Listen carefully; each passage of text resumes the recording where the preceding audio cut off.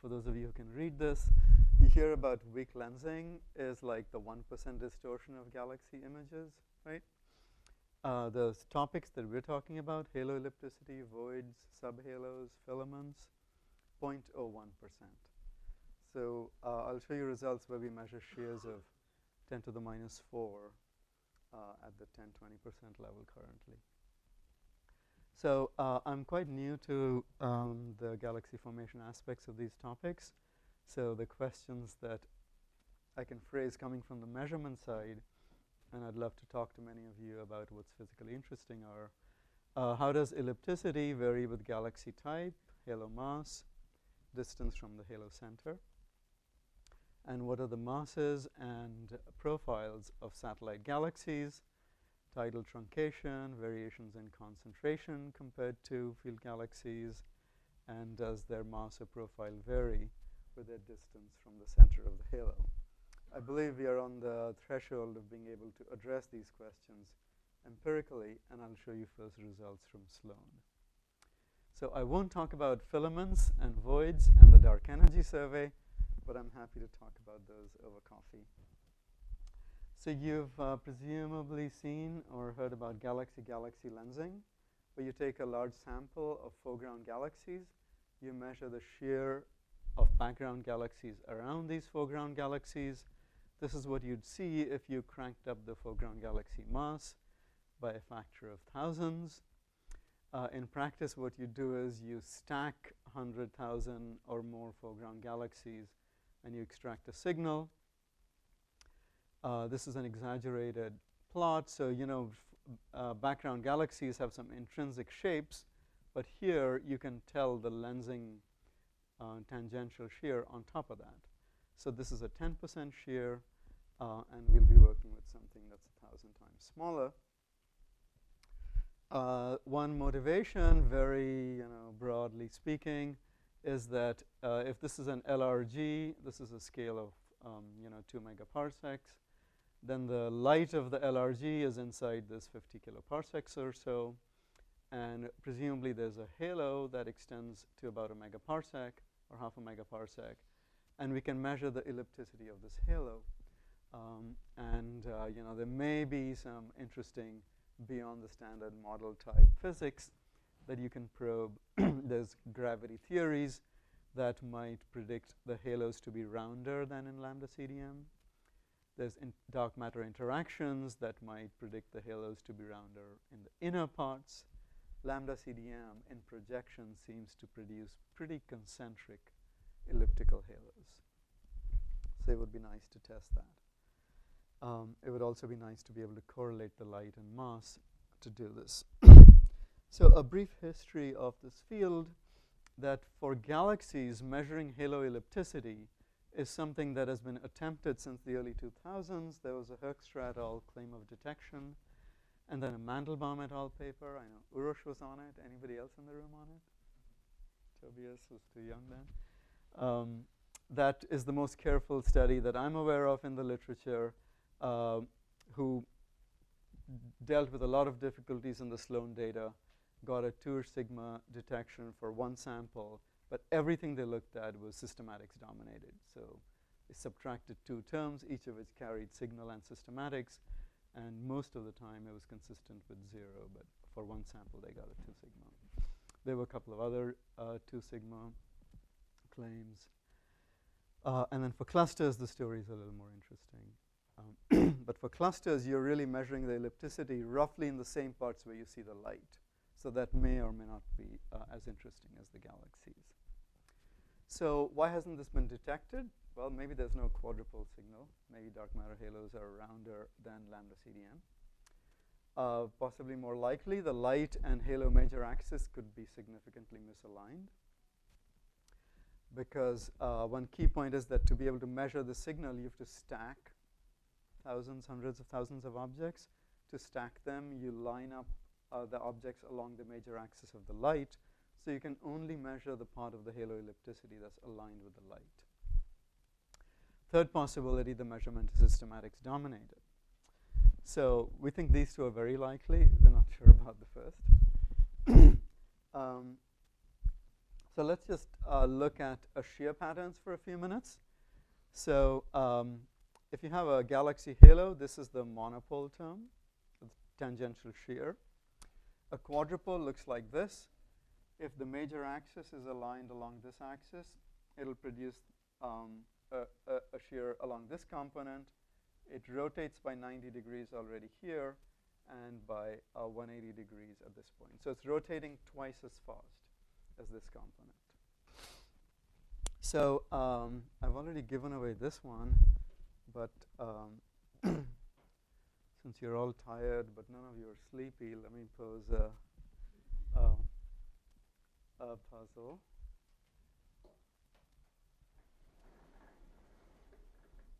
So this is the tangential shear of the monopole.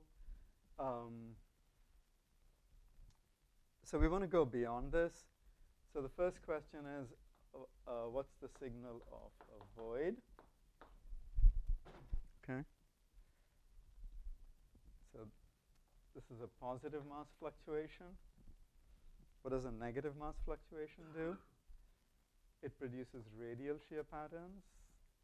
Anybody with some lensing or polarization intuition or math wouldn't be surprised by this.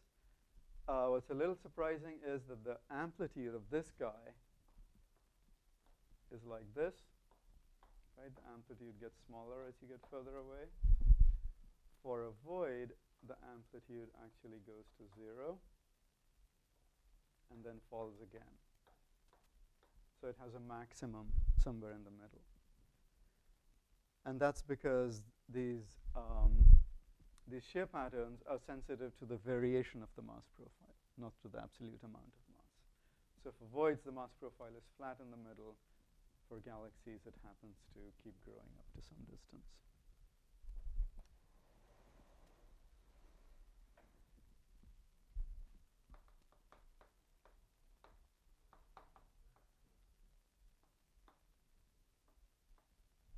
If you have two galaxies here and you dial their mass down to 0, then you'd be left with this filament. What would the shear pattern of this filament be? I'm not just torturing you. We have actually spent years working on these topics, so I'm entitled to waste a few minutes of your time. For a filament, you get a shear that's oriented this way. And then depending on how thick the filament is, it goes down in amplitude. And you go further away.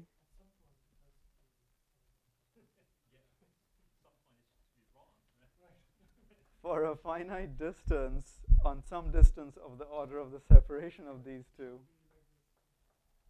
you recover the point mass regime.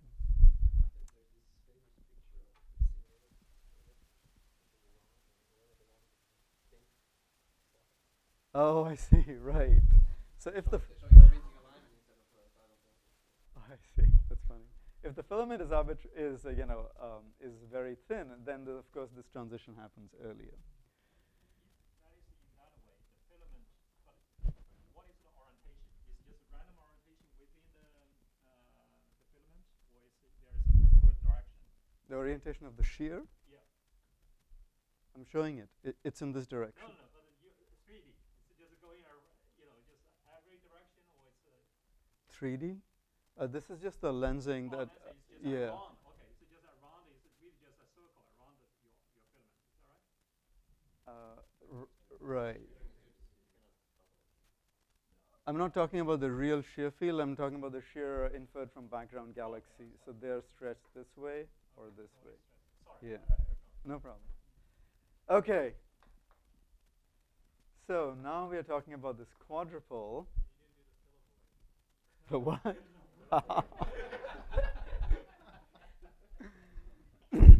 So now let's go back to referencing the monopole. Arguably, there's going to be a point to all this. If you guys just wait. Then this is the pattern. Okay. So This has been detected in the literature for 20 years or so. But in the last few years, we've got papers claiming detections of these three voids in SDSS, filaments connecting LRGs, and now haloellipticity, using some special tricks, because we are extracting this 10 to the minus 4 signal out of systematics that are significantly larger. So for voids, we found a way to beat down the statistical errors. For filaments, we use some symmetries to cancel out the contribution of this monopole, which is 10 to 100 times bigger than the filament. For the quadrupole, every paper in the literature had done the default logical thing, which is to measure this in the coordinate system in which the tangential shear is measured. So you set your coordinate system so that tangential shear is one component and the cross component is the other one. So the coordinate system rotates as you go around the circle. But that turned out to allow you to be contaminated by systematics, because what you're actually doing is you have one galaxy whose light you've oriented this way. You're measuring the shape of a source galaxy here.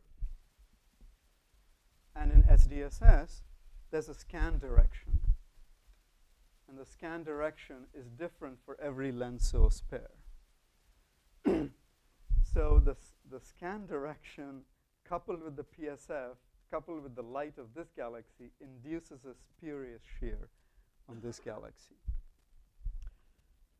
What that spurious shear does not know about is the two components. So the one component of the shear is this. The two component is this, positive and negative. So you can see that the foreground galaxy is oriented this way. So any systematic, once you average over many pairs, doesn't know whether to inhabit this direction or this direction. Whereas the quadrupole definitely occupies this component, at this position, and so on. So the quadrupole has a very specific variation with theta that you can measure. So I think the big advance, embarrassingly simple, in our paper is that we used Cartesian coordinates. Whereas if you use tangential and cross coordinates, then your coordinate system is rotating along the circle. So the systematic always inhabits both components, the tangential and the cross. Yes, slightly obscure point, but we think that was the key to our having some confidence in recovering a haloellipticity signal in one component that was completely systematics free, and in the other component in which we knew how to marginalize over the systematic. So this is a paper of Neil and collaborators that lays out the formalism for it. So you get this 1 and 2 Cartesian components that we wrote. And there's a cosine 4 theta variation and a sine 4 theta variation, along with one constant term for technical reasons. But the main point is that with these two components, we can see terms that are immune to systematics. In particular, this term is completely so. And this term, you can do some weighting to be immune to them. So if you just focus on the upper two panels, then here we have worked with SDSS clusters and used the satellite distribution to tell which is the major axis. We also use the BCG light. Then this is this 4 theta component that does not carry any systematic, even in principle. And this is another term that can carry haloellipticity, systematics, cosmic shear, and so one has to be really careful.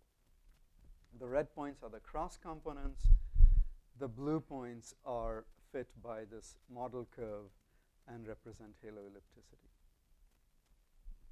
So you can see even by eye that the satellite number counts are a better proxy for the haloellipticity than the BCG. So these are constraints using just this 4 theta varying piece and the combined. over the halo axis ratio. So this is a 4.5 sigma detection, and we get axis ratios of 0.75 to 0.8.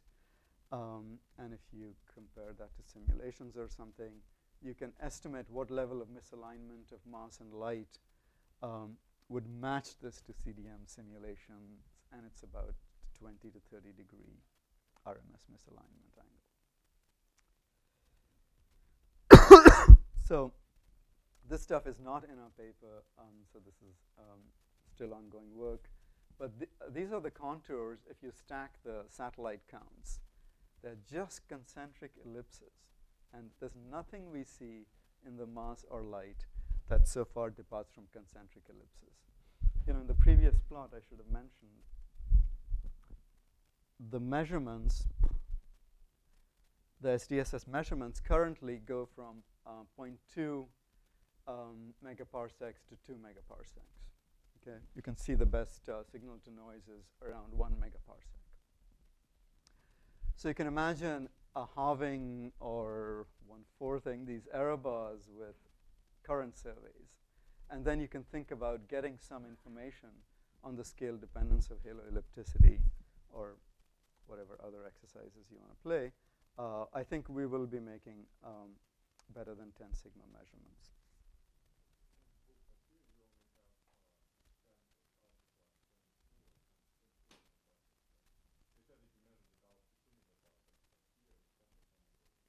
Correct. So, we could have gone further. I don't know how far out you can measure satellites reliably. This is the Red Mapper catalog. So anyway, the lensing measurements just use source galaxies, so we can go out as far as we want.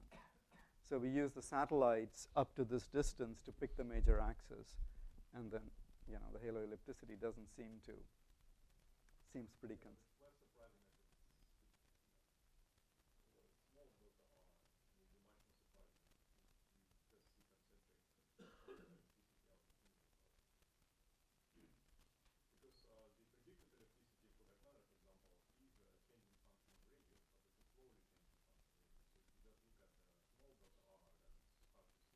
Yeah, I'll show you the LRG result where we use the light.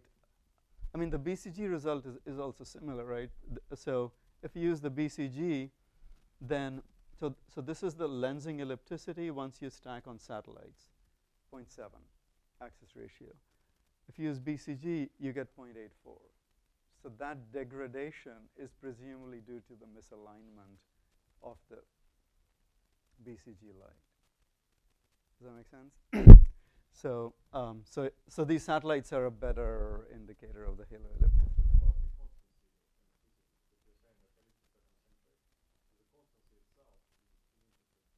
Yes.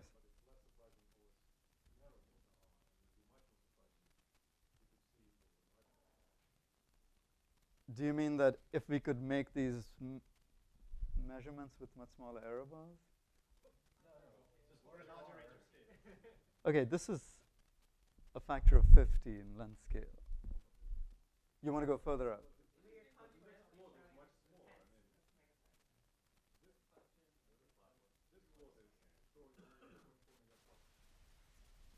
I see, right. So you'd like to see just the light ellipticity over a wider scale. Okay, we'll try to push to 2 megaparsecs. Right. So, but the light right now we can measure with higher signal to noise than the mass. Right. Sorry, can I hold you on that? Sure thing. So the satellite axis ratio is smaller than the lensing axis ratio. Right. Say it was 0.7. Right. I guess you did the number counts of the satellites. Mm-hmm. You could have weighted the satellites by luminosity of 7 mass. Does that reconcile this more, or does it go in the opposite direction? The games like this, like luminosity weighting that we've tried, haven't made any noticeable difference, but we haven't done much, so that's a good thought. Yeah. I'm really interested in your thoughts, including on this plot.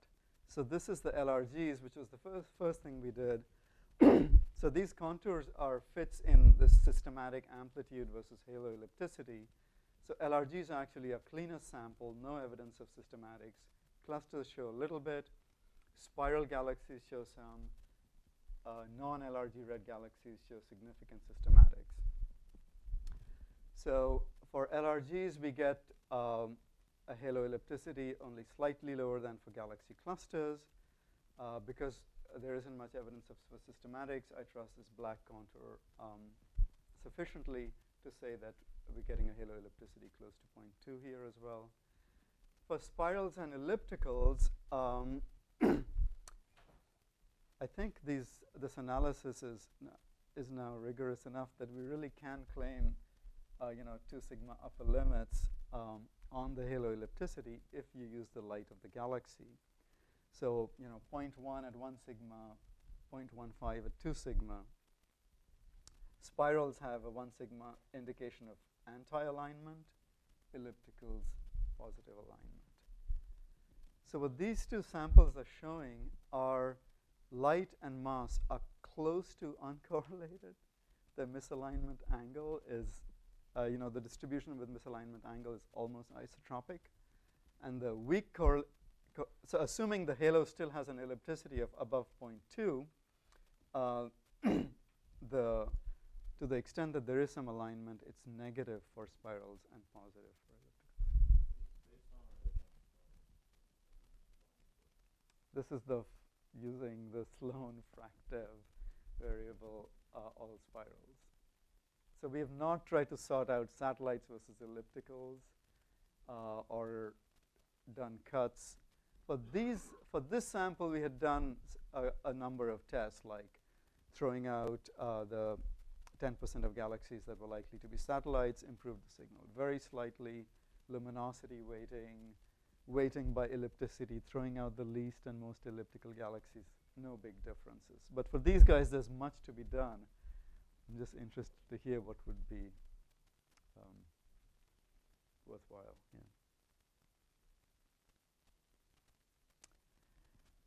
So that's just the idea that there's some misalignment of mass and light. So if you have any basis to think what the halo ellipticity should be, you assume it's the same as the light, you assume it's the same as n-body simulations, then you can estimate these misalignment angles. Let's skip over the systematics. I'm out of time. Well, so it's 12:45, and we have lunch coming up next, and I'm not sure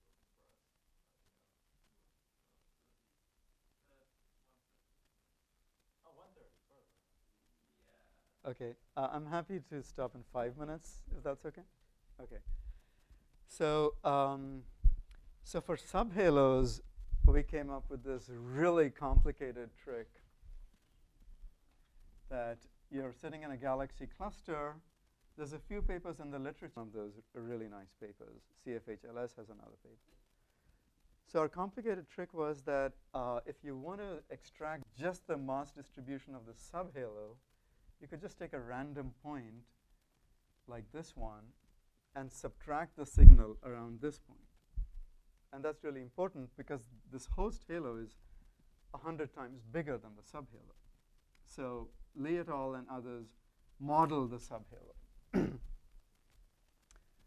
So Neil told me, yeah, we wrote this paper, Chamberlain et al., a couple of years ago, in which, yeah, we did this. And why would you bother doing something with lensing when you can do it with much better signal noise using satellite counts themselves? So, of course, I didn't believe him. I didn't read his paper, but I did what he said. I mean, you have this blindingly simple idea and somebody tells you they thought of it 3 years ago independently. What are the chances of that? Actually, I didn't even think of it. It was Eduardo or Neil or somebody. So if you do satellite counts, this is number per square megaparsec, around a satellite in blue and around this random opposite point in black, and then you get this. So this is the center of the halo showing up. these are satellites between 0.4 and 0.6 megaparsecs from the center of the red mapper clusters, I should have said. So you get this peak, and you try to model the host and the satellite. But if you do this trick, then you can subtract one from the other. You still have a problem, because at large distances of order this distance, twice this distance for sure, the random point is enclosing the satellite itself. So you have to do some iterative solution, which we are not entirely confident about. This is the preliminary part. And you can get some correlation. It seems to extend, even beyond the size of the cluster. So if our iterative thing has converged to something sensible, we are seeing correlations that satellites have to things outside their parent halo. So lots of caveats and discussions. We did also do the, why would you do lensing when you can do something much better with scaling? We did do lensing as well. So this is the tangential shear inferred mass profile, and you can do the same trick. And again, we are worrying about things here with this iterative thing we have to do. So it's just a 3 or 4 sigma detection, but it is the real mass profile of subhalos. No model needed of the host halo at all. Which galaxy? Yeah. How do we know it's not the stellar pod? You mean, right. So these things have masses of 10 to the 12 solar masses. And so the question is, can you distinguish a point mass from a tidally truncated halo from an NFW halo? We can't distinguish yet tidally truncated from NFW, but I didn't even bother to check the point mass hypothesis, but I don't think it, I think it's more extended than a point mass. Okay.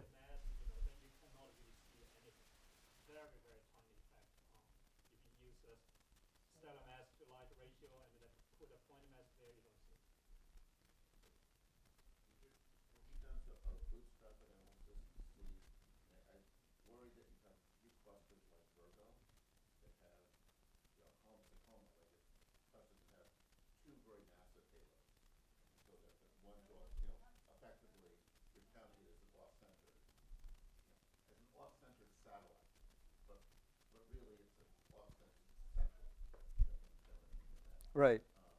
And that's a much more massive halo that ends up interstacking, dominating a lot of your signal. Yeah, we're not dominated by a small number of objects. We've cut on the richness of the parent cluster, on the absolute magnitude of the satellite, on the distance from the center of the cluster. There's no strong trends.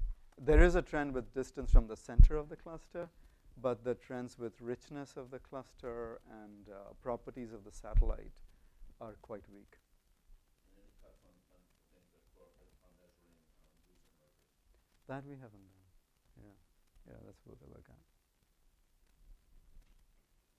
So again, highly preliminary, but we're finding the subhalo mass increases with distance from the center of the cluster. Probably not surprising to many of you. So now SDSS is still a great survey to work with. It has spectroscopic redshifts for a lot of your lenses. But we do have these surveys that are much bigger in some senses and certainly deeper and with better imaging. So for a lot of these measurements, we can improve error bars by factors of 2 to 4, like now-ish. So it's a good time to ask what we should try to measure. Thank you.